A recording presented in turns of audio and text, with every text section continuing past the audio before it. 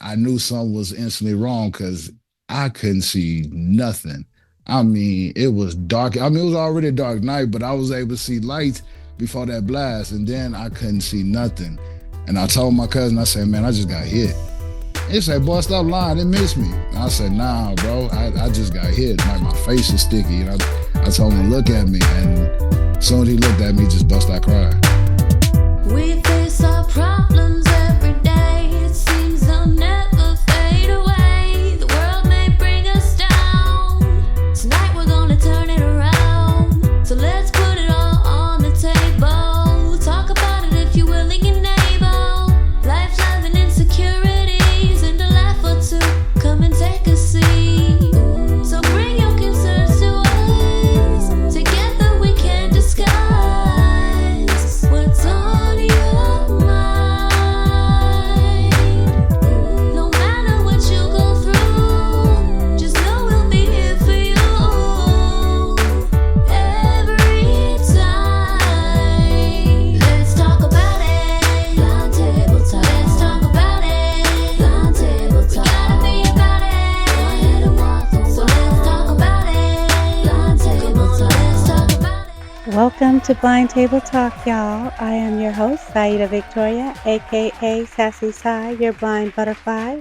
What's going on, y'all? I am your host, Fleeks, also known as Security of the Community. Welcome back to the episode. Yes, y'all. And this week, we got a special treat because I can't believe y'all last got me out here like this. you did so. You know what? I was on the hot seat. Now it is Joseph's time to It be on wasn't the too hot bad. seat. Yeah. Yeah, and he's sharing his story with y'all. And, we hope that you enjoy. We're going to jump right into it and look forward to what we have coming up because we have our BVI roundtable coming up Real for talk. y'all next week. All right, real quick, I appreciate y'all just, showing the love and hope somebody able to gain something from it. You feel me? So let's get to it. Blind table talk, yeah. We already had our sassy side in the hot seat, and now it's time for our security to sit in this seat and see what he has to offer for our listeners. So we'll start it off at like we did with her, kind of start off a little light. And so first of all, Joe, I want to know like where you come from. Like what's your background? What part of the country did you grow up in? Man, so you know what I'm saying? We like to call it that good old Lone Star, that big state of Texas. H-Town, Houston to be exact. Oh. For boys that didn't know, you know what I'm talking about, that 713 all day long. And I've been in every part of the city, man. I've been in the north side where it's like where we originated from, like this home, that part of Houston, which is really like a real country part because we have cow patches, you'll see boys riding their horses down the street type things, and you also see slabs, rims, all that good jazz. So you get the best of both worlds in that part of the, what I'm saying, the city where I'm from, that part of the hood. But I'd have been in Southwest, South Park, like the legendary part, Sunnyside, Houston. Like I'd have been everywhere in Houston. So for sure, like Houston is where I'm from. Okay. I did not know that you originated from Houston. All right. Yes, Texas man. born and raised, me too. All day long, all day long.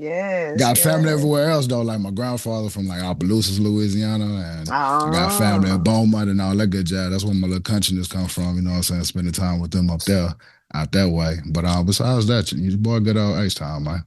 okay. And just for our listeners, who are like we said, we are blind table talk, so our listeners are strictly audio. They don't get to see you. So kind of give us like a quick little brief description. Like you are African American, correct? All day long, good old chocolate. You know what I'm talking about, that good dark skin, handsome brother. Hey, but nah, let's And you I am got your dreads, right? dark skin complected, long hair. I am dreaded up. They down to my collar, no, actually past my collarbone and my shoulder blade area now. I'm tall, 6'4", big dude, like 235 pounds, real solid. So that's why I say security, because You know what? I've been in sports football all my life. So that's, gain that size, got that statue. I can see, and I couldn't tell that you was no 234. I'm sorry. I'm not fully sighted, listeners, but I'm a highly sighted person, and I would have not given you the thicky thick kind of guy. Hey, Okay, okay, that's even funny because like the I've actually, what I'm saying, because our beautiful Sassy, she was on on her little health kick. So, right. I supported it and I got on mines as well. And plus I'm into a lot of sports. So I had to do, get ready for the season and all that good jazz. So I've actually kind of dropped that weight since you see me. That's why Oh, I'm okay, 230 okay. now. Before then I was I was actually more to that. And but what I I did was wouldn't have more like, guessed it. yeah, toned it up and everything. But just bulking up and all that good jazz. Yes, I've always known you to be the athletic one. We're gonna cover that too, because I definitely want to know a little bit about that. But For let's sure, for from sure. this beginning part. Let's ask about your situation with your family. Like, how involved were your parents in your life, and how's your relationship with them? Well, I had your typical, hood country boy lifestyle. My mama slash father, because my mama was both, what I'm talking about. I didn't have the luxury of knowing both of my biological parents. I only just know my mama. For like my time, it was my mama. But for a little bit of that, honestly, because my mama had me at the time they still would call it kind of young. What I'm saying? She was like 20 and whatnot. So I was around my grandfather, like for that the good beginning part of stage. I just remember my grandfather and my grandmother being around. And then, what I'm saying, it was me and my mama like at his house and we was living doing our thing. And, I lived that life of kind of having a whole neighborhood discipline your boy. I grew around that era, kind of just take a village to raise a kid. Yeah, So your mama not home. You gonna get a whooping by the neighbor. what so Miss Johnson next door, I'm talking about like I done got plenty spankers, what they like to call it, and good old pinch up, go get that switch. I done, what I'm saying, and then still had to go on to my grandpa and he done found out that I was in trouble in school, and so that's another butt whooping from him. So yeah, I done been through it all that little old school jazz, somebody that was my upbringing dealing Hey, with that type I of don't thing. know. I'm a little old fashioned. I feel like sometimes we need to go back to some of that. So Man, it was a lot more inclusive, I'm talking Oh about yeah, like, I think it what I'm made saying, us the great community, people. yeah, the community knew each other. We knew our neighbors, what I'm saying, all the kids played with each other. We everybody outside, we all knew once we heard our names being called or the street lights came on, like, hey, time to book. Hey, let's get up out of Lot here. more respectfulness that went on back then It as was a lot well. more To yes me, ma'am and yeah, no ma'am. If not, you get your mouth slapped out. Like what? yeah, oh yeah, definitely. Hey. But now for It's me though, I definitely my mama, my grandfather, my mama, my grandmother, what I'm saying, like that was your boy bringing.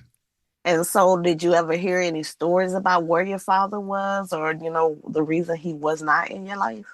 Uh, nah, because it was one of them things like, now that I'm older, I understand relationships a little bit more.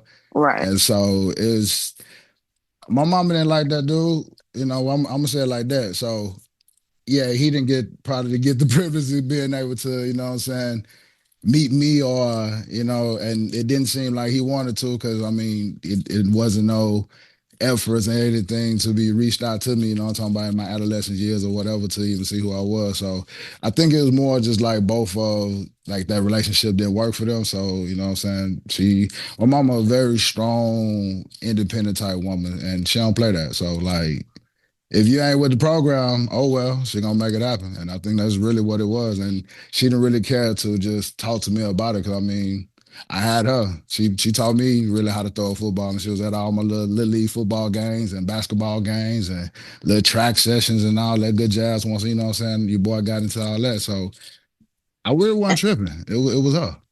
And was there any other siblings, or was it just you? Nah, it was just me. Only child. Okay. Yeah, I had what what I'm saying, when you come from like that small like that. So my first cousin, from my auntie, who was like my second mama, because I'm more of her kind of. It's crazy because my mama is like the. What I'm saying, the hood laid back but outspoken. Like I don't play that. I cut you. You better back up type.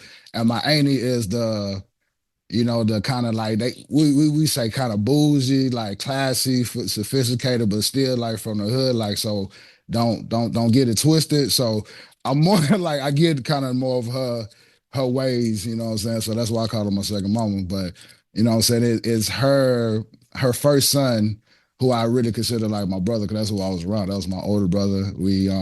Our names are similar. You know what I'm saying? We both had the same last name. So that was my brother. You know what I'm saying? That was my sibling. That's who I was around. Like my older cousin who was 6 years older than me. Okay, okay. And other than your grandfather, like who would have been like male influences in your life around that time? Well, at the time it was just my grandfather. You know what I'm saying? He was military man, country man. I mean, I'm named after that man. So it was Big Joe, Little Joe. You know what I'm saying? Wherever Big Joe was, Little Joe was. You know what I'm talking about? And so that's just how it was. So that's all I knew until the age of 12. Unfortunately, once you know what I'm saying, he passed away. And so, as far as like father figures, like my mama ended up getting married a few times. So I had a couple of dudes, you know what I'm saying? They weren't bad dudes. They were good dudes in my life at different point of times. You know what I'm saying? That brought me to actually like different things in my lifetime. So, that was the kind of father figure that I had. I had to look, a couple of stepfathers who, that was cool. They tried. Okay. And I know that our first episode of the year, you revealed to us that you were a what do you call it, lieutenant, first Junior lieutenant? lieutenant, yes, in Yeah. the Nation of Islam. See, I said my mama first marriage. And that was a good dude, you know what I'm saying? He converted us into the Islam, Nation of Islam. And, for people who don't really know about that religion, it is militant, but it's so pro-black. The unit that we was in, because there are different units and different kind of styles the way they are ran. So the Mosque 45, the one that we was on to, it was really what I'm saying, a pro-black thing. Just seeing the African American community, just being able to represent in the way they were and the things that they was doing amongst that religion. It was just it was a powerful thing. So I respected it, I'm talking about as a youth. And so I got involved with a lot of the rulings and the beliefs and the following. And with that being so militant, we have different like groupings and whatnot. So they have the adult, which is FOI, Fruit of Islam, and then they have junior FOI, which is the youth, the young men, and they have the females. They have their titles, which is MGT and junior MGT, and it's all different rankings. And so with that, they give you a certain level or something to really like just strive for, and so I don't know. Like for me as a youth, I was very playful, but I was tall and big, and so a lot of people used to always tell me like, "Boy, you got a lot of potential. You're a natural leader," and I'm just like, man, I just want to play. Like what I'm saying. Like I was that type of hood country city boy. I like to play, I like to chill, but I like being outside. You know what I'm saying. Just don't mess with me wrong because I will fight. But that was just from my environment or whatnot. But at that time, I'm just like, y'all telling me about this leadership that I have in me and the potential. And I'm just like, man, I want to be flying. Just want to be a kid. Yeah. And Just so, want to play. but they end up training me and motivating me and giving me that type of role. And Did that just help you, like, develop self discipline and some ambitions in life? so many ways. I felt that helped me with just like my sports, just how I handle myself in school with others. Because now you has assigned me as I'm a junior lieutenant, and that's not the highest rank, but however, I still had some rankings over some young men around my age, and that's at the time for a young man from what I'm saying, the hood or whatnot, that's something powerful because now you telling me I have some kind of You got like people following you, looking up and to a you, say, like, and not in a negative way, what I'm saying, not yeah, no yeah. gang bang type of way, because that's what we used to type of hearing, like, oh, I'm ranked as a, what I'm saying, but this was something actually positive and something to really show. So I got to, get to tell boys how to really, get in line. And what they do is called drill, is where you kind of drill at the cadence like how you see in military. So we used to like have to practice our different drill formation because we would have to go to different events like the Million Family March, or they have what people know as like conferences and whatnot, with where the mosques meet up. And during those times, those is like big presentations or whatnot. And so during those presentations, each mosque will have their FOI group and their junior FOI group do a drill presentation. So I had to do a few of them, and that was cool being on stage and being recorded and getting able just to rock the cadence out with the boys, and we stepping in, what I'm saying, about saluting and all that good jazz. And that was just a good feeling. Like that's what I don't know if a lot of people know about the Islam. Like they do have fun in that type of way, even though it was like gathering in a religious way. It was so fun being a part of that.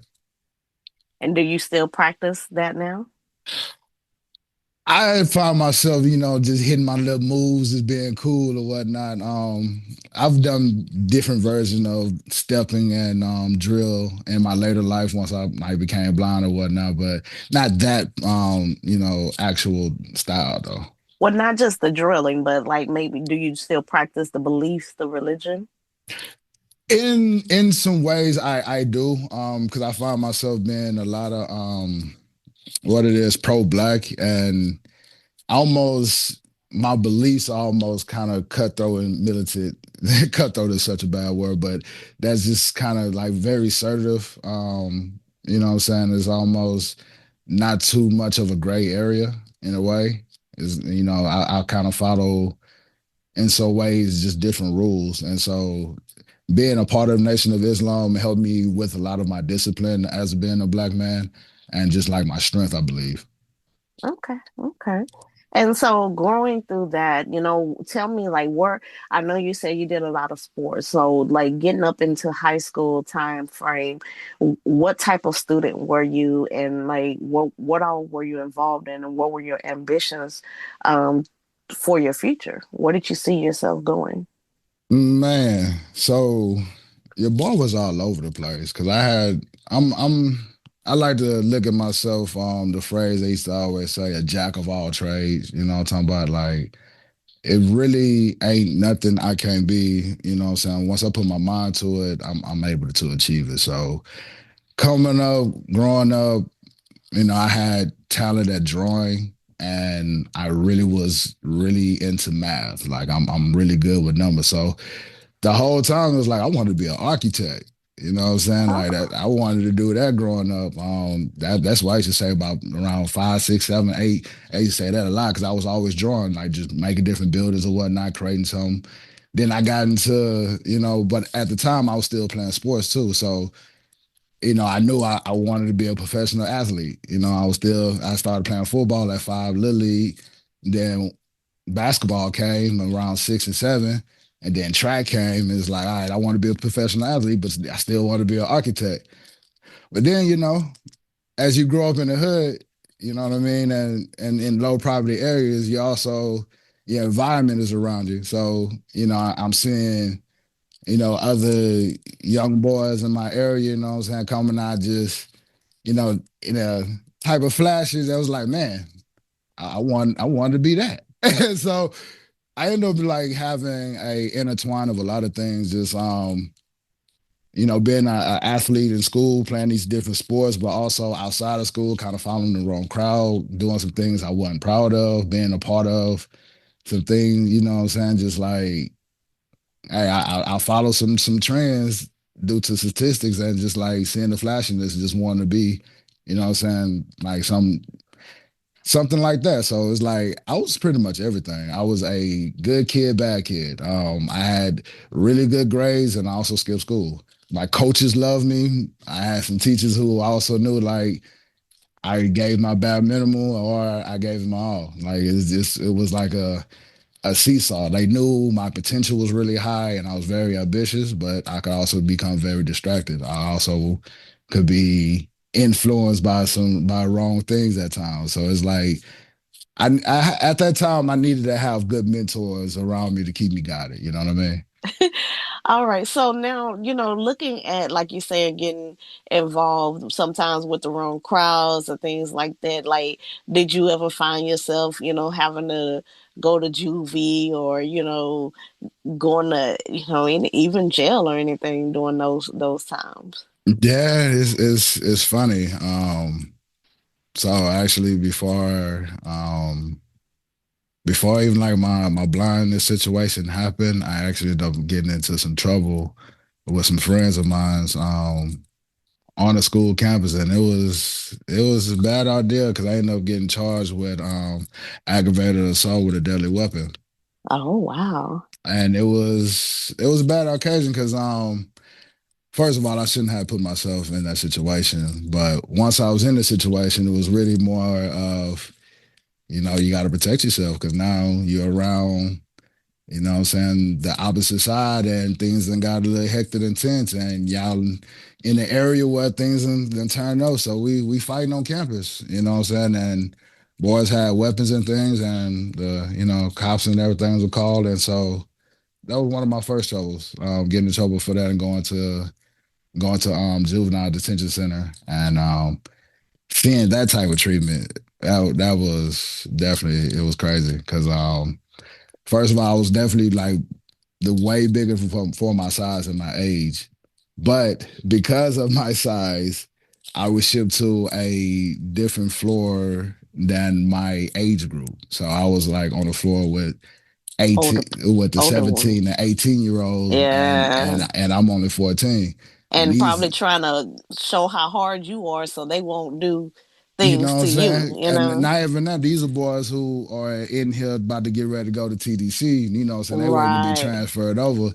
I'm just in here, what I'm saying, for the moment to see what they gonna, what I'm saying, sentence me with or whatnot. So it's like, man, y'all put me on the floor with the hard killers and like I'm just, what I'm saying, I'm just out here doing wrong, but I ain't really hurt nobody like, what I'm talking about. So that it was an eye opener for me. It was like, damn, all right, yo, you gonna have to figure this out. Like you messing up you got sports talents, boy. You got, what I'm saying, you done did something in the sports thing, but you out here trying to follow these streets. Like, what you really want to do? You see how they about to treat you. You're 14 and they already got you on the floor with the killers. So like, what you really want to do with yourself? You know what I'm saying? So that was definitely an eye opener when I experienced that, and then what I'm saying, being on probation and have to go through all that good jazz. I'm a teenager and I still got to go to like the county jail and check in and go to anger management class, and it's just like, man, this is too much. Like I shouldn't have to be doing all this, you know what I'm saying? And you know that was the time, and I thought that was really going. It taught me the lesson, but of course, like we had to get back out there one more time.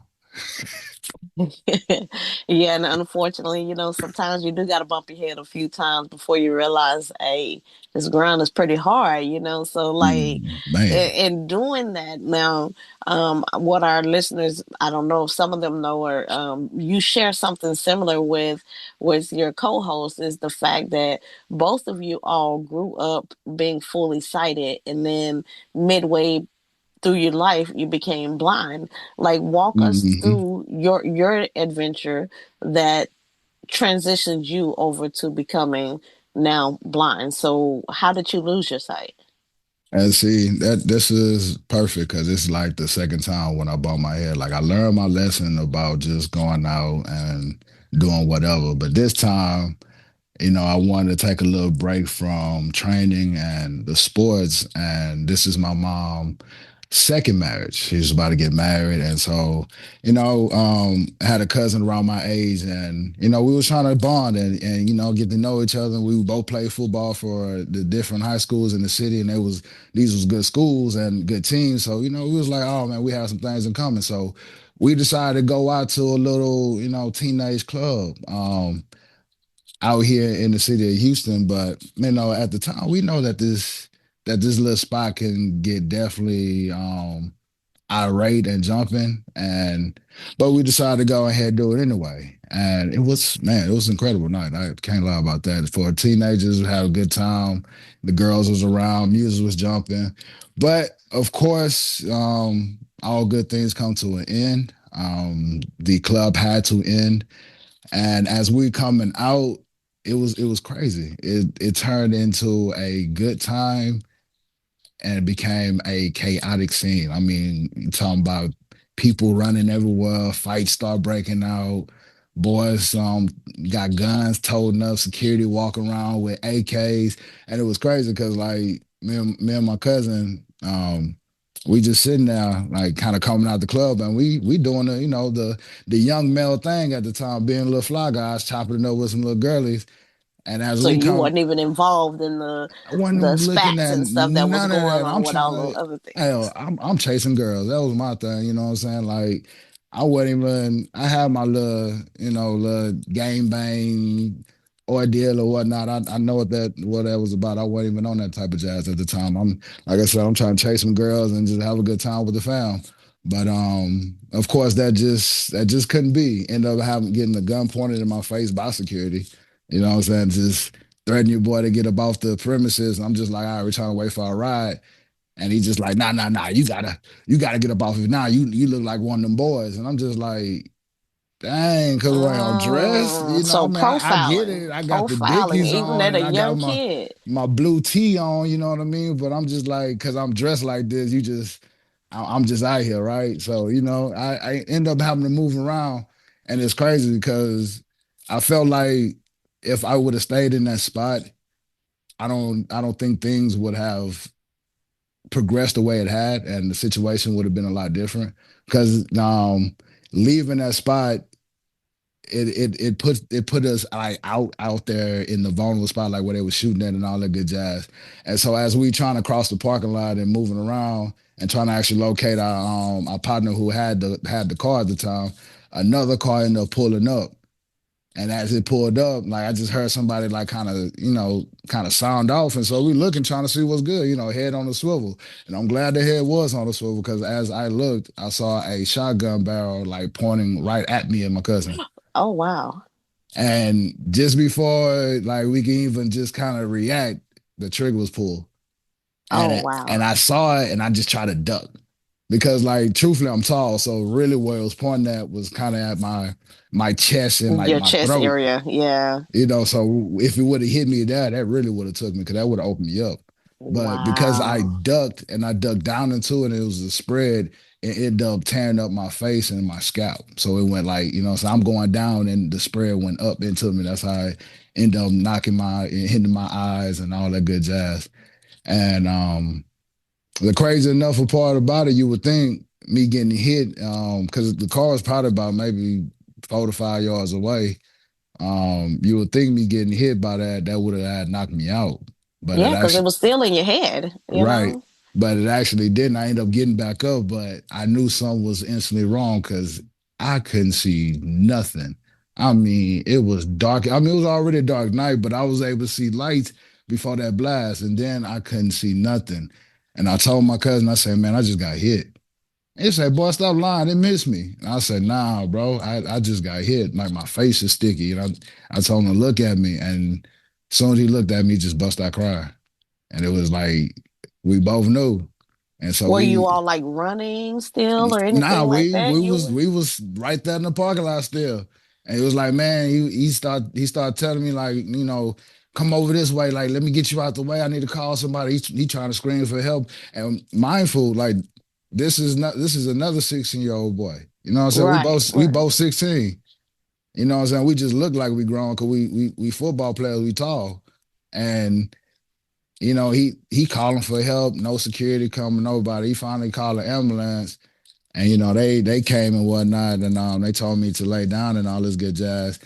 And the one thing So I you were remember, still conscious through I all was of still this. conscious the whole thing. I still remember everything vividly. That's what I say. The one thing I remember before I actually just passed out, before I woke up in the hospital, and they told me, what I'm saying, everything that took place then.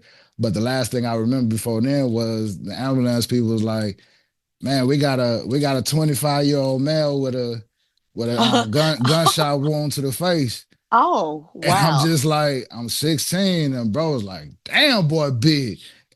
And I just remember just fading out, just like that was it. It was like Wow. it was crazy.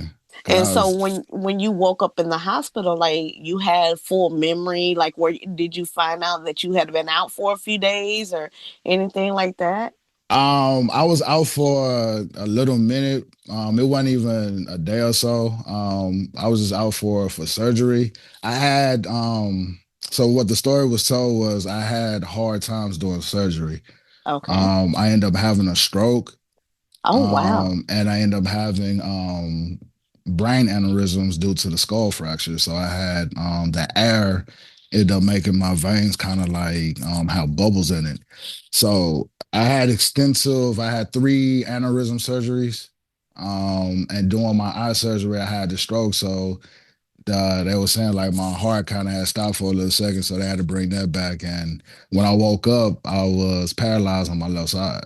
So Oh, wow. I couldn't move my left arm, none of that. I had no feeling in it, none of that good jazz. And so I remember me being shot, but everything else I didn't know. I was Right. All the actually, procedures, all yeah, that kind of I was stuff. quite shocked because I was just like, why was I not feeling my left arm? You know what I mean? Like, Right. and so they told me, you know what I'm saying? They told me the condition, the severity of the damage, and one thing I remember them saying, and I was just like, nah, that ain't true. They was just like, we don't know if you're ever gonna receive feeling in your left side again, like you're gonna be paralyzed. And I'm just like, man, I've been playing sports, I've been boxing, I've been in martial arts, like it's So that was it's you'd say the main thing that was on your mind is I wasn't even worried about the blindness. What? yeah, Like, yeah, you were just thinking I about what even I couldn't what? do I even anymore. care. I Like couldn't even see this boy talking about in my left side was gonna be paralyzed. I was like, I'm goofy. And I was just about to be goofy right now because when things get serious, I crack jokes. I was about to, you know what I'm saying, be like a, you know what I'm saying, like a little prostitute. Like only half of me was moving and my right side was, you know what I'm saying. So it was like, no, I couldn't be that. I couldn't, that wasn't it. I knew Father, it, I like to think that, you know what I'm saying, Father, he's not going to put too much on you that you can't handle. And right.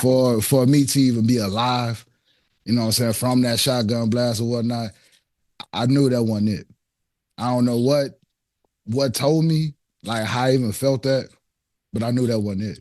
And I told the doctor, I said, nah, doc, I'm not paralyzed.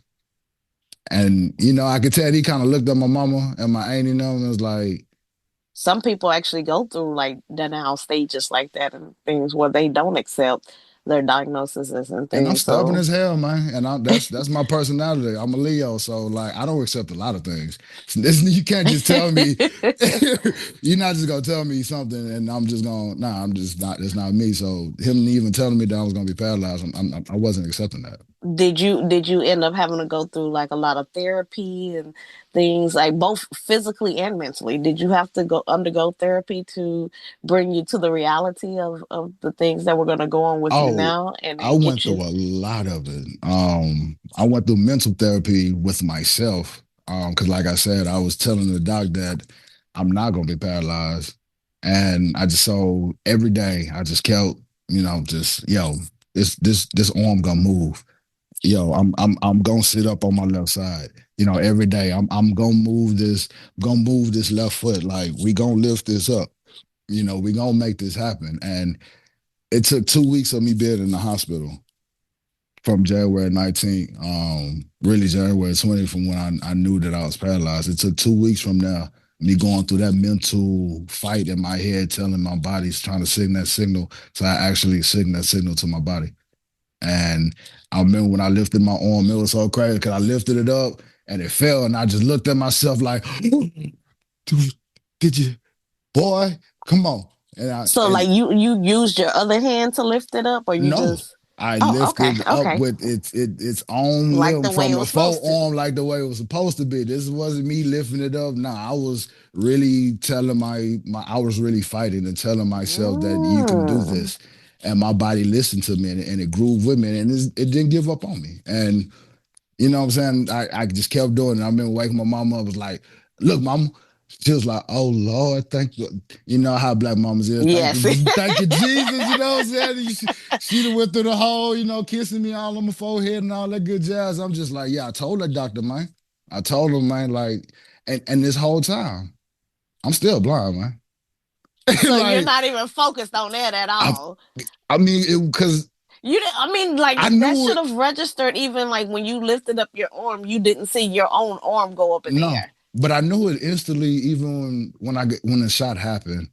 Like I said, once I got back off the ground and I wasn't able to see anything, I just knew I was blind. I knew I wasn't be able to see no more. But so that wasn't my focus, and it's crazy because it's like, yeah, I have anger about it. You know what I'm saying, and I have some dislike about the blindness, but that wasn't the worst thing to me. The worst thing to me was not being able to move voluntarily. Like I want to, Wow. having that type of control. And so that was my focus, just making my body move. Like I can deal with everything else. So when did the blindness finally become realistic to you to the point where you realize like, hey, I gotta make some changes. Like I gotta adapt to a new way of life. Like when did you finally? That really didn't happen until once I got out of rehabilitation. I went to Tier. That's a big rehab hospital out here in Houston. A lot of NFL big athletes go there for spinal cord injuries and things like that. So I was actually big shock that they was sending me there. They was like, well, we going my mom at the time, she was working for Bella Medical, and man, big up to them because the staff there were awesome. They stepped up and really gave your boy the whole kind of like NFL treatment package. Like my insurance, my team, my doctor team, it was quite massive. And so your boy got to go to tier. And so when I went through all that, the rehab, um, once we got up out of there, because I still was in my mindset like I'm me. Like I'm not about to let this change me. I'm still the, what I'm saying, the young boy from Northside Acres Home, Houston, you know what I'm saying, football player, all this good jazz. I'm me. Like this, so I get home and I still was trying to do things that I normally wanted to do. I try to cut on the PlayStation, you know what I'm saying? I try to walk in my backyard without nobody help, like, all this good jazz. I didn't want nobody to help me. And that's when I realized like when I'm tripping over things, I'm not getting the satisfaction out of hell, it's a fight just to even get the PlayStation 2 to even get to a game. Like, you know what I'm Right, saying? Like, right. I can't even text on my phone no more. Like, all my little partners and girls, you know what I'm saying? Because I thought I was a little fly boy, you know what I'm saying? I had a bunch of Hmm. little girlies, you know what I'm saying? The jock, so all my little, my fan club, I was popular. Like, it seemed like everybody moved around. Don't get me wrong. I had people to come visit me in the And hospital check on you, and stuff like check on that. me. You know what I'm Yeah. saying? I even went to my high school football. I went to a game. You know what I'm saying? And everybody saw me and was cheering for me. But I really believe in the kind of like that out of sight, out of mind. You know what I'm saying? And life happens. You Yeah. know what I'm saying? Yeah. It's not that I'm mad at anybody. It's just life happens, and so everyone pretty much disappeared, and your boy was at his own devices. And so that's when I realized like I can either be in this bad boy moping, or I can get the hell up and figure out something and try to really, what I'm saying, make this better for me and modify this, and so that's when like we went through the whole fight of like school because I went to a public school, so HISD. And at the time of my incident, it was real crazy because I was exiting out of my junior year, going into my senior year. So kind of with school, you they already kind of really kind of wipe their hands with you by I this was gonna point. say counting you out. You know what I'm saying? Because they already done seen where I you mean, at, know we what you're seen the doing. profiling already earlier on, and then now you're a victim to your type of circumstance that's already predicted for African American male. Real talk. So And so yeah. and they told me they didn't know what to do with the boy. They didn't know how they was gonna work with me. They didn't have no teachers to help me finish my education. Like it took for us to go to the newspaper and threaten to sue. Like this is Oh all on wow. the news for them to actually like tell us about TSB, which is the Texas Oh. School for the Blind out here in Texas, and and to get things going for me. And this story sounds like this took years to happen, right? No, I got shot in January 19th of 2006. Pretty much between the ICU and rehabilitation, that I did 4.5 months in the hospital, went through a month of fighting with the school or whatnot, or trying to figure out what they wanted to do with me come next semester. So this the whole summertime. So come by August, dealing with that fight, they had figured out we're going to send him to TSB and try to get him some blind skills and get his further education out there. So you did eventually get to graduate high school. I graduated from the school for the blind. I Okay. ended up going to I did a dual program, and because I still managed to keep a lot of my virtual, like my visual skills, so it didn't take me long to adapt. Um, they was like, you know what, you can go ahead and go back to public school. We just gotta, get your braille game up a little more. But besides that, you ready to be back around, what I'm saying, around as we consider, and I'm doing this air quote, normal society, what I'm talking Yeah, yeah. about. You feel me? Instead of just being at the blind school, like let's go ahead and put you back out there in the crowd. Cause I mean my personality is still big, I did have some short temper moments, some frustrated moments, but that I needed to be back into a public school setting to for my confidence. You know what I mean? Now you're graduating high school. Like where did you go from there? Did you decide to go ahead and go to college at that point? What was your journey taking you? Man, luckily, so at the time, TSB was working on a program called Exit Program. So even though I was graduating high school, I still needed more time to develop, the blind skills and independent living skills and whatnot. So they end up working it out to where I went to this exit program and I end up going to community college out there and working on independent living skills and going to community college and having like a little small part-time job. Okay. And what was the part-time job at? Hey, it was crazy. I was working for a semi-professional ice hockey team as their marketing Something with sports. promoting He still manager. had to get back in sports. Like Hey, because I kept telling them, they was like, what you want to do? I was like, man, since I can't play no more, because it's hard to be in the hospital and like, you have your coach come in and he tell you like, well, the college don't wrote to us, man, they wishing you the best. They got to pull, scholarships or whatnot, right. and I mean, and so it was hard even like to deal with that type of things. And so I knew I still wanted to be in sports and I still wanted to play sports, but I just needed to be around it in some type of way. So I used to always tell them I'm gonna be a sports manager. Like I'm gonna go, Right. what I'm saying, be somebody agent or whatnot. And they was like, okay, well, let's find you a job that's dealing with something around that. And the closest thing they could find was me promoting a ice hockey team. And you thought I was promoting the actual team, but that job consists of calling like Pizza Hut, Wendy's, Walmart, let them know, hey, we have a semi-professional ice hockey team here in Austin, Texas, the Austin Ice Bats, and we would like to let you know that our team wouldn't mind, teaming up and being a part of your promoting packaging. We have these Right. deals. It's like, oh my goodness, they were so tedious, and I was just like, yo, this is not what I had in mind.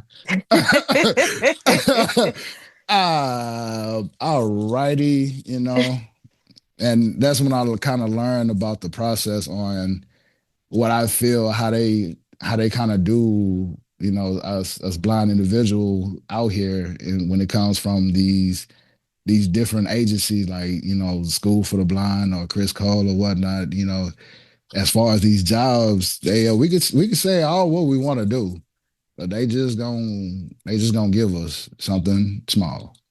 Right. Just something so you can say you should be grateful that you're Hey, working, huh? what? Just to put a smile on your face, like, hey, let me, little spoonful right here. Here you go. Mm. So, Mm. like, you say you were going to community college at that point. Like, what were you majoring in? Just the basics. I was doing economics. I took two courses. It was just something small, so I did economics and business. Okay.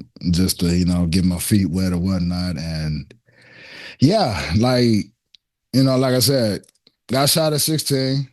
My birthday is in August, so when I first stepped on the blind school campus, I literally just turned 17. So went through a my last year of like senior year of school at there, and then went through one more year. So by the time I'm getting out of the program, I'm 19. So truthfully, like at this time, I'm still really not just kind of all the way over the trauma that really what happened to me. So honestly, like school was there, but it wasn't a main focus at the time. Unfortunately, I was still trying to figure out how to still hold on to that guy. You know what I mean? And let me ask, like, now in the typical, it's typical for men for one, but even more so in African American culture for the males to internalize their emotions. You're not supposed to show any of that, and you're supposed to just persevere regardless, What all right? day long? So, like, do you feel like you were ever afforded that opportunity to let those emotions really come out and go through the grieving process in that loss? Multiple times. I didn't take them. I didn't want to take Okay. them.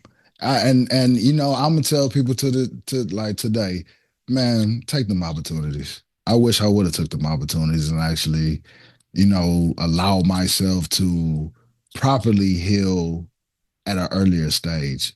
I feel I feel like I would have been so much better off now, what I'm saying, mentally concerned. And hell, who would have known just being in a different state of mind and like the opportunities I probably would have took advantage of or, wouldn't let fall to the wayside or whatnot. So yeah, I had plenty opportunities at the earliest stage to kind of get past this, but it's like what you say, and it's my thought process. I kept telling myself like, I'm good, I'm straight. This this ain't phasing me.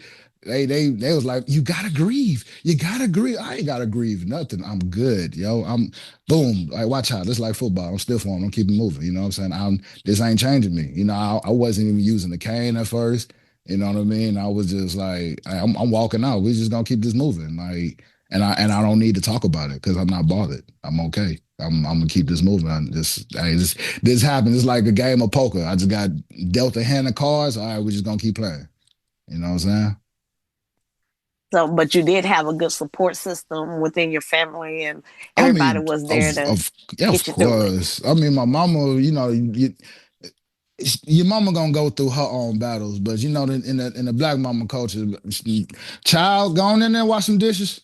Yeah. All right, yes.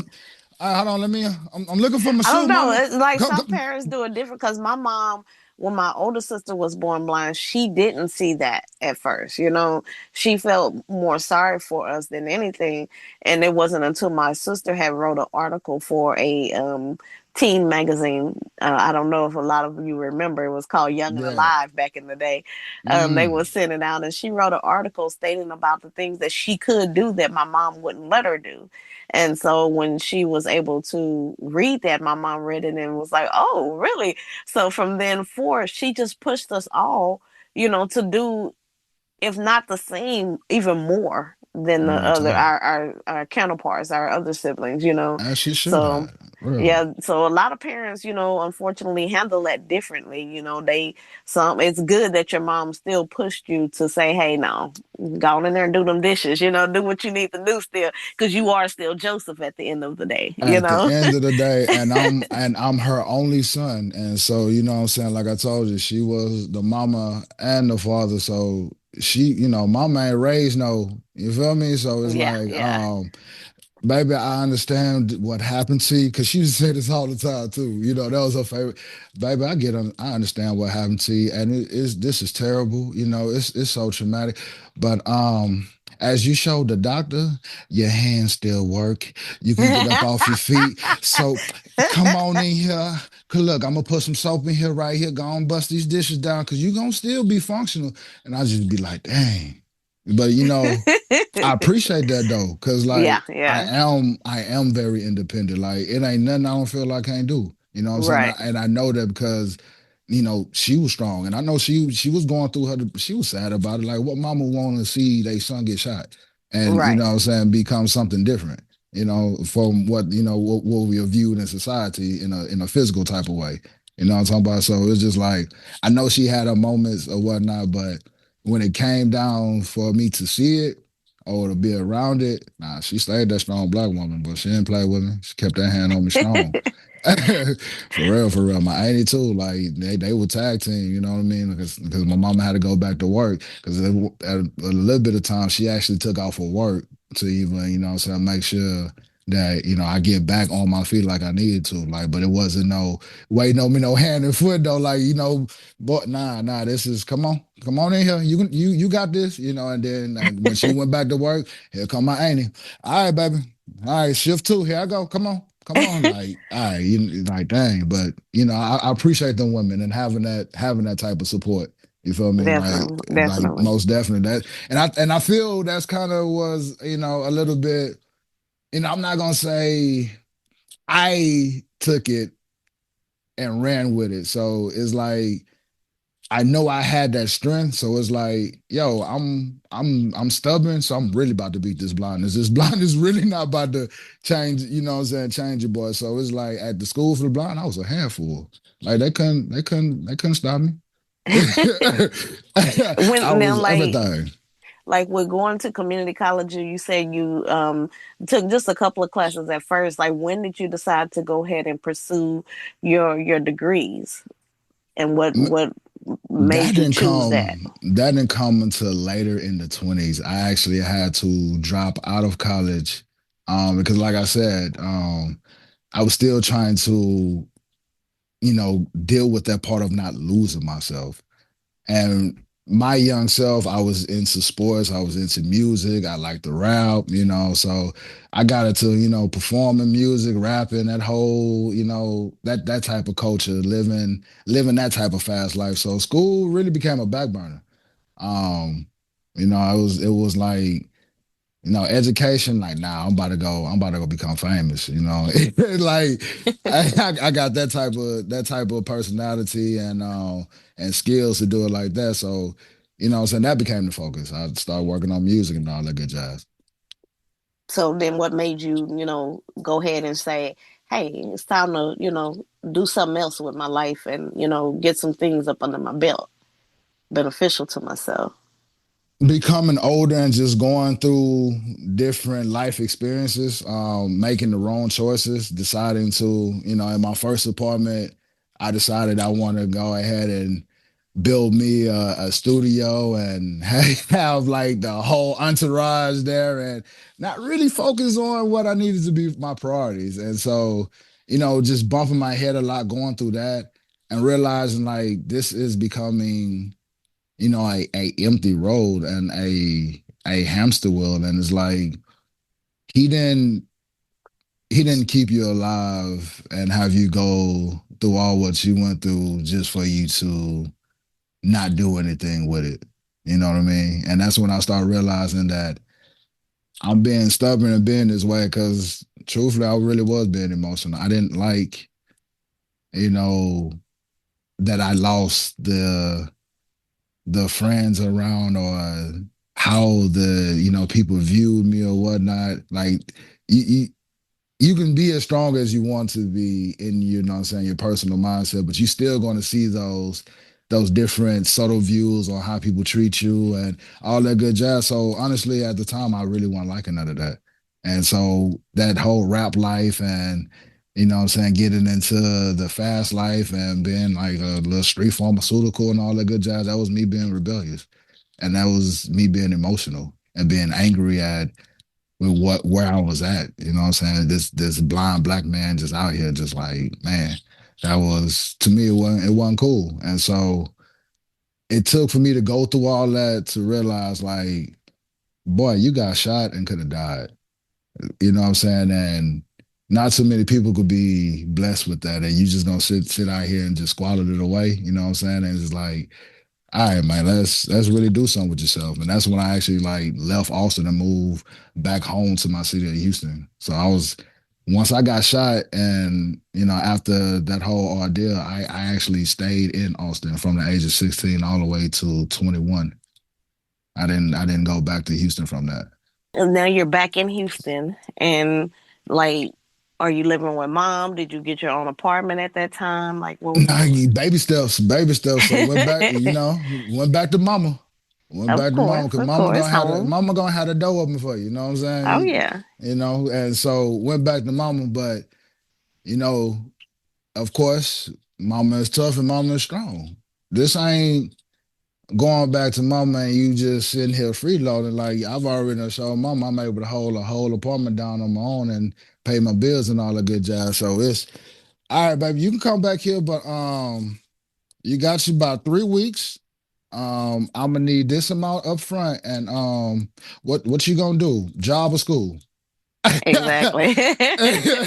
You know what I'm saying? And it's just like, all right, real talk. Like, I knew I had been trying to get miscellaneous jobs, but it's just because I always had that hustle mentality, but different, trying to once again trying to keep my site itself got denied a lot. McDonald's said, "Boy, you can't work here." You know what I'm saying? That was my high school dream job, just because all my friends was going to work at McDonald's. I'm like, why I can't work at McDonald's? What? I'm like 17. I'm going up to McDonald's. Like, can y'all just help me fill out an application? I sweep them off the floor. It was like, but you're blind, man. Like, I was like, man, I went to Walmart. Like, I'll go do the carts. Like, how you gonna get the baskets? Like, I try to go to every place that wasn't meant for us to go to get a job. And that's when I realized, like, I need to go get my skills up. You know what I mean? So I told my mom, I'm like, school, we got to go to school. It's really time to go get this education. Let's really get this degree and really get the skill level up. So I went back to school for psychology. Okay, okay. And so, um, correct me if I'm wrong. You got your bachelor's in psychology, correct? Yes, sir. Yes, indeed, man. Good, All right. good 6 years. I didn't do the traditional, because unfortunately, when my whole situation happened, it was a funny time because it was just like technology was jumping, but it wasn't like as vast, especially not where we are today. But even starting off, like, things were still kind of on paper, but books were moving over to electronically, but then softwares wasn't compatible with JAWS. But then you just kind of had to really know JAWS to really kind of know how to move in the advanced area. So for me, your boy was still like learning all this as I go. You know what I mean? Right. So once I really got into college, I had a good enough amount of skills to, move around on the computer, write a paper, be on a website, and all that good jazz. But I still needed more. So that's why it took me like a longer period of time, because especially with everybody converting over to my math lab and my psych lab, and this question badly worked with JAWS, but oh, I had to use this JAWS command. And I mean, coming from a cyber world, I didn't know a lot about all these different screen reader softwares and all these different programs that was out there. You know what I mean? Did you So know any blind people before you went blind? I it's funny because I also tell this story too. Before I went blind, I saw one blind man.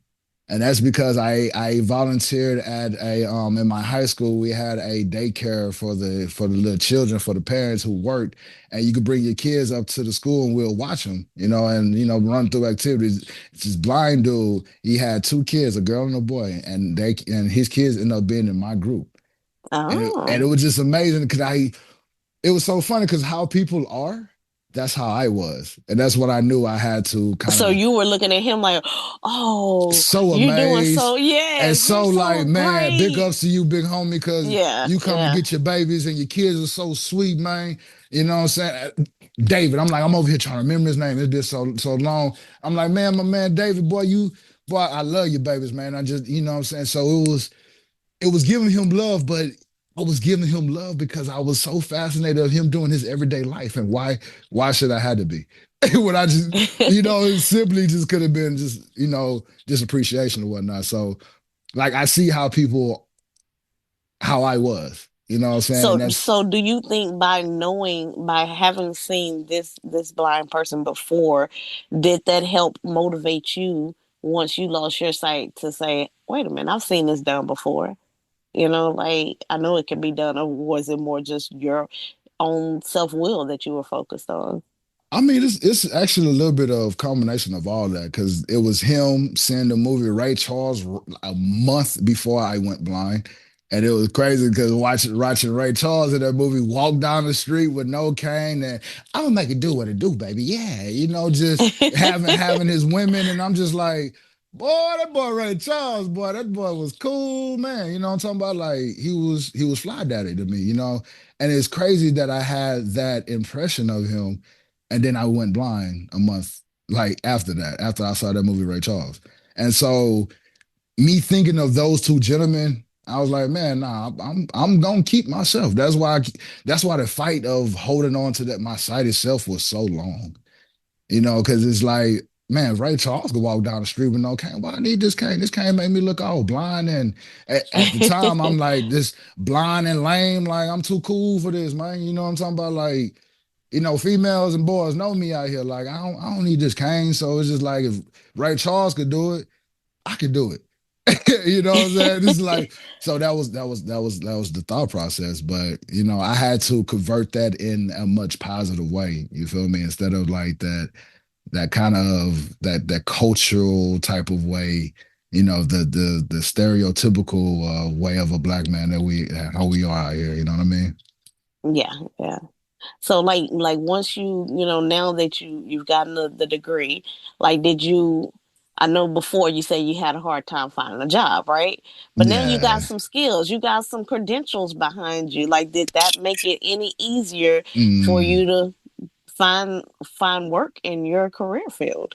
not for. I mean, unfortunately, the doors kept getting closed. It was either, oh, we sorry, we just not you're just not the right fit for this company here, or it went to, well, can you just go back and get your master's and then come back and and speak with us then? And I'm just like, all right, it was a tough time because my mindset.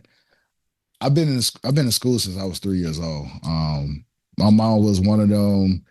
My son is not about to be the stereotypical young black boy out here. Even though I kind of fell into those lifestyles, but she really didn't want me to. You know what I'm saying? So she put me in school. She Tried to give always you a jump start. right. She always wanted me to be different from the normal hood boy. You know what I mean? And so I just love sports. I happen to be good at academics. I understand it and I get the blessing, but I wasn't a personality who liked being in the academics. You know what I mean? Yeah, so I you couldn't see yourself going back to school for another 2, maybe 4 years to get not a keeping the master's focus degree. up, not keeping the Yeah, focus up. I yeah, just I just did 6 years. yeah. You know what I'm saying? So you telling me for a master? And by this time, I'm sure what 30, 31, and like I said, I've been in school since I was 3. So I'm just like, Nah, yo, yeah, yeah. I get yo, you. I get you.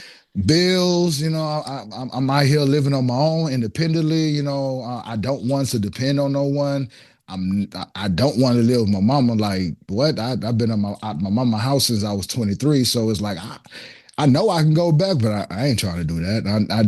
I love my independence, and I've been taught to be independent too much to even do that route. So I had to figure out something else. Is that where you went over to the I can't believe I'm drawing a blank. I know what it That was is. when I went to go learn my trade Massage and became therapist. a I'm certified sorry. massage therapist. Yes, Yes, indeed. I'm like, I know, Yes, I'm saying indeed. therapist, but I can't even think of the first word. Oh Yeah. my gosh. So instead of being because the reason I took psychology is because I was having also hard times with what was known as DARS at the time out here, which is now on TWC, Right. the blind division. I was having a hard time with them being as motivated as I were and getting them to give me the resources that I needed to I've get seen to it where I happen. I want know to get. exactly what you mean. And I'm just like, you know what?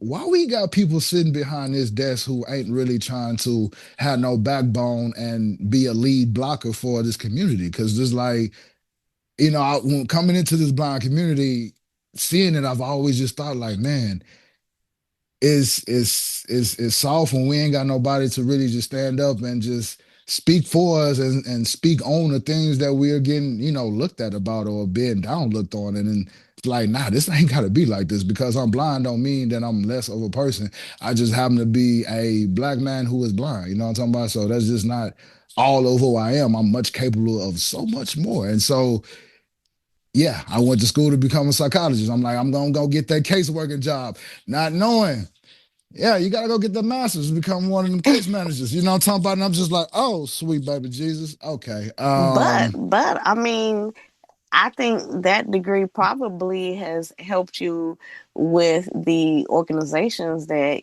now you're a part of, right? Real Not to talk. skip over the massage therapy at all. I mean, because we know you do that and that, is part of your money making right now and stuff Real like that. talk. But I see such a passion when it comes to Blind Table Talk and Blind Professionals Network.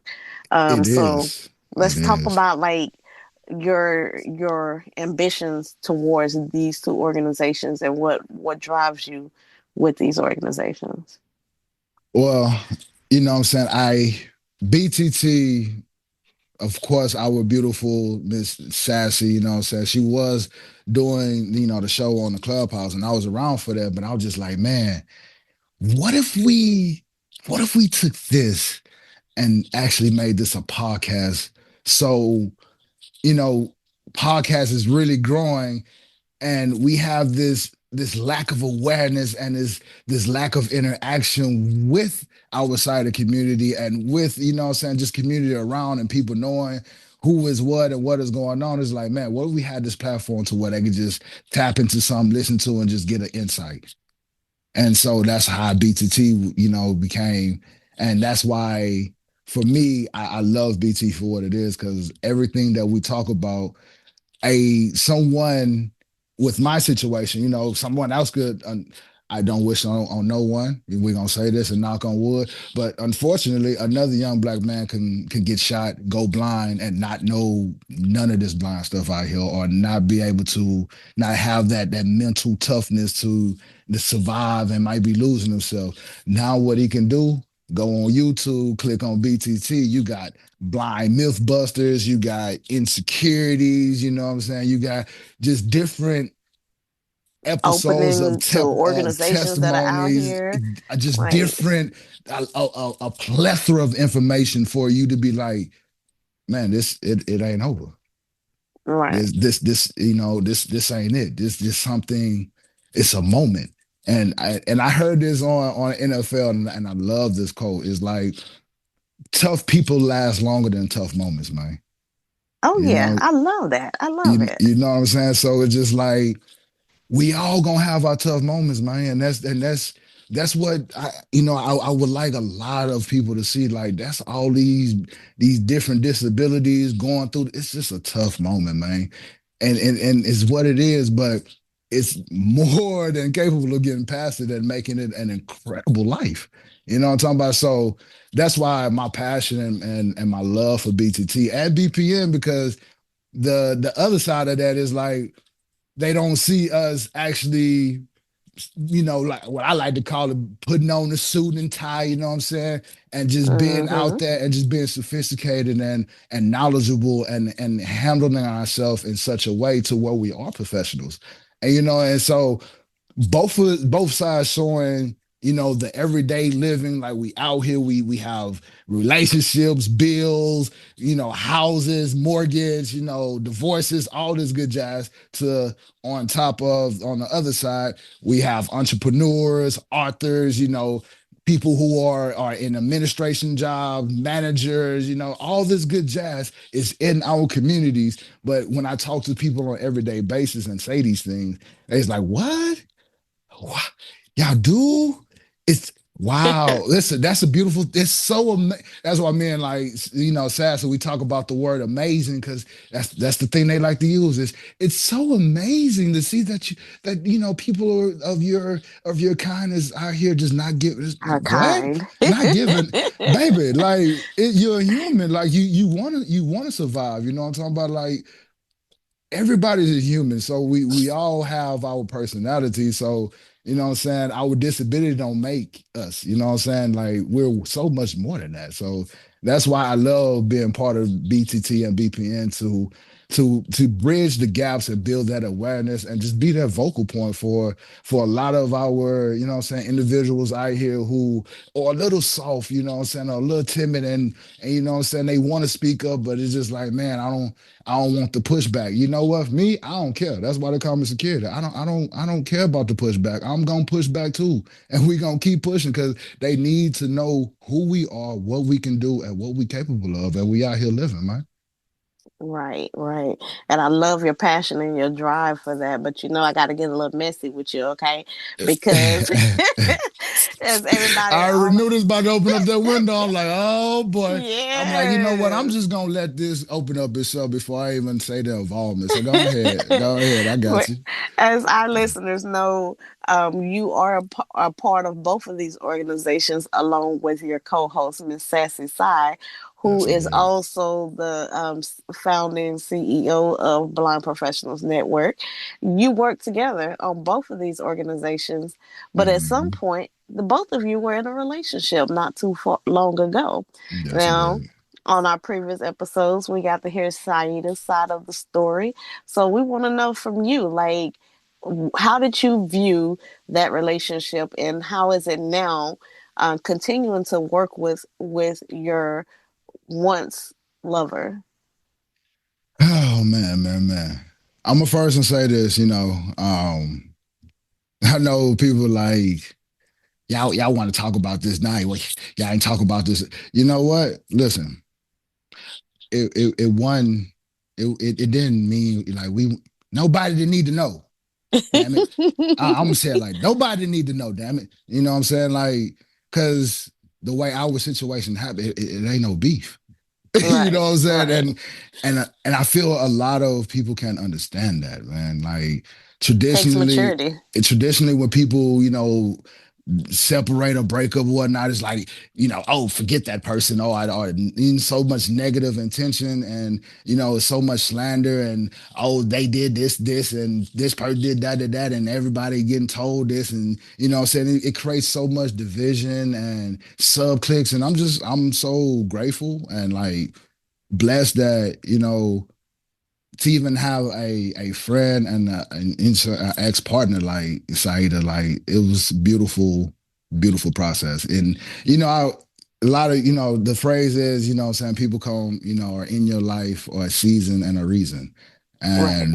and what I'm saying, me and Saida unification, it was in season. You know what I'm saying, and the reason we came together was to like to it both like we both grew from it. Like BTT was created, what I'm saying, BPN developed more because BPN was already around, what I'm saying, that was her main baby. But just like our thought process of coming together, like the passion we have of just wanting the community to know, that who we are, how we are, because she's also, we relate to. She went blind at the age of 30. I went blind at the age of 16, but it's both, a 19, 20 year, what I'm saying, understanding, and Yeah, we've had between, yeah. right, and we had the what I'm saying, the sighted before we, what I'm saying, the blind game. So it's like we know what it is on being on both sides, and we see how people view it and how, the things people say, and we just want to change that up. And that's, and so that's what we related, and our passion grew with that. And with that, we was able to grow, so much further. Like me as a man, I like to look at myself like I've been here before. You know what I'm saying? Like even though I'm 35 or whatnot, like the way I carry myself, I feel old at time. I feel older than some of my She friends. says that she You calls you your know, own man, your own soul. like real talk. That's a lot of like even my barber used to tell me that back in the day. You know what I'm saying? Like a lot of my peers used to come in. And I used to be in there just posted up, chilling, just and they used to be like, boy, y'all just don't know. Y'all older than this man over here. And I would say this man is 25 just by the way he carried himself. And y'all boys acting like y'all just 14, just crazy. And y'all way older. And and at that time I was only 17, you know what I'm saying? So it just like I always felt like I was old soul. So, being attracted to her and then being able to do the traditional man things like lead by example, you know what I'm saying, being a provider, being a protector. All those things that I naturally love, and that's what like drives me as a man, you know what I'm saying? I traditionally love just being a family man, being that, you know what I'm saying, the head of the household and having the legacy and having that, with every good man, there's a strong woman right there on the side. Y'all hear me what I say? On the side. Ain't no behind. You know what I'm talking about? Like, you Yeah, know what I'm yeah, saying? partnership. Cause they used to say, man, every good man got a strong woman behind him. Nah, baby, that's not how that works. Cause I grew up with a strong woman, but that's all I had was my mama. So I know the power of a woman, you know what I'm saying? I know the strength, you know what I'm saying? And that's, that's what Saida is, you know what I'm saying? So we grew so much at that time, man. What, like 5 years or whatnot? Like BTT, different organization, just how we viewed in the Y'all got to community. travel together. You Y'all know what I got to mean? like make a difference in people's Different lives and experiences, stuff, you know? different experiences. And I mean, the unfortunate thing is, for me, I did the selfish role. Like I just had to be a part of that her life. You know what I'm saying? That beautiful woman right there. What? Like I'm sorry. I'm y'all gonna learn about me if y'all haven't learned already. I'm impulsive. A lot of people don't like to roll that way, but I seize the moment, man. You know what I'm talking about? You just never know. Tomorrow ain't promised. So who would have known? Me and her related. She's beautiful, and so I went for it, knowing that I'd never still experienced, a marriage, like kids or whatnot. And I know that she had, but at the time it's just like, so what? Like, hey, Yeah, you this, just wanted her right now. and the relationship was so beautiful, and it was everything that I wanted as far as like what I would want my marriage to be. You know what I mean? As the way we work together, her having her strength, me having mine, and us combining that together, and just like I feel like we was what a power couple, like for real. Like, But you know what? That's even more beautiful though when a person can love you enough to let you go too. You know, people always yeah, say that, but no, yeah. it's real when it's really real. And because that person loves you enough to see the things that they know you have to have in life, And that's because what it was. it makes such a difference when you've got to experience some things. So, she wouldn't want Hmm. to like deprive you of those things that you want in life.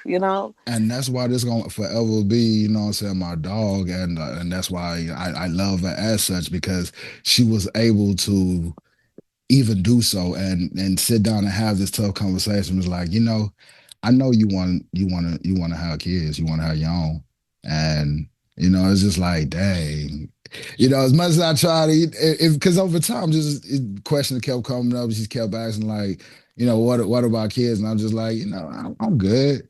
Then it was just like, all right, I mean, girl, I love you, and when we work, like, what let's go adopt a baby. Let's go get a puppy. So so it's like I know because it's like, man, the way she is, you want her to be, I'm saying, a mother of yours. I'm saying? That's just like what a real man, I feel that's gonna be the thought process when you have just such a good real woman around you, I'm saying? You want her to love everything that you have around you. And so she saw that. And the beautiful thing that she was able to say, like, hey, like I cut for you and I love you, but we gotta, you know what I'm saying, it's time for you to continue your journey and finish, go to the place where you need to be, where Father is intending for you to be at. And that was hard, but at the end of the day, like I said, that's why I still have nothing but love for that girl. And that's why, like, security here. You know what I'm saying? You see, we still got BTT going. I'm still around BPN because that's my dog. She had my back and the support and the love. And so that's why she will ever, what I'm saying, have that for me. And I'm part of family, you know what I'm saying? And, like, it's crazy. Like, the whole dynamic, like, we just in and out. So, like, you know what I'm saying? My people will know her people will know mine, and vice versa. You know what I'm saying? We've covered so much in this interview, and I'm just so grateful that you took the time to open up to us and everything, and give us a background on who Joe Fleeks Security is. Real So, talk. just going forward, just want to ask if there's any bit of advice or anything that you would have to offer to our listeners. Just know whatever you're going through, man, it's not the end be all. You know what I'm talking about? Whatever you put your mind to it, you can achieve it. You just have to, lift your head up and just understand, like, this is a moment. I'm tougher than this moment. And just love yourself and love will come. You know what I'm talking about? That you have to love yourself first. You have to care for yourself first before you even able to do that with any of these things. You know what I'm talking about? And as far as, like, really these job things, like, for my up and comers and all that good jazz, like, sit back and assess your skill set level first, you know what I'm talking about, before you really just go get on this journey and, go through a lot of discouragements and doors being closed. Like, I wish, like, what I know now, I wish I would have knew back then. Like I said, I would have been on a different journey path, but really assess your skill set, get that right, and then let's move forward from there. You know what I'm saying? Take the proper levels, and I promise you're going to be better off. Well, thank you again for joining us in the hot seat on today. And I enjoyed getting to know you because there was a lot that I didn't know. So I appreciate you again for taking this time and letting me and our listeners know about who Mr. Joe Fleeks is. Thank you all. Real talk, real talk. Appreciate you. Blind table talk, yeah. Well, now y'all see your boy, man. Yes, You know what I'm that talking was about? That was my story for real. All the good jazz, all great job. the ups Great and the job. downs. Yeah. It's still kind of a little bit light version. I didn't go Yeah, last 'cause week I for the ones who know. Y'all know. Definitely think there was probably more. Yeah. But you know what? We'll save that for another time. Maybe sure, we'll for sure. we'll do it again, Come or talk to me. might have some clips on YouTube Y'all that never will know. share a little bit more, go deeper. Real talk. I know I talk. had a lot more to go deeper about, so I'm sure you did too. Yes, So, indeed. but anyways, y'all, that was the end of our little series for your host in the hot seat, and we will now resume back to our regular schedules. So, a couple of announcements before we go. Don't forget to visit our website, www.blindtabletalk.com. You know it, where y'all can get our resource page, and also don't forget to sign up to our email list where you can also get the rest of our information and be involved in our group. That's info@blindtabletalk.com. Yes, and don't forget to check out our dating game that is on our YouTube channel, and we are still looking for applicants.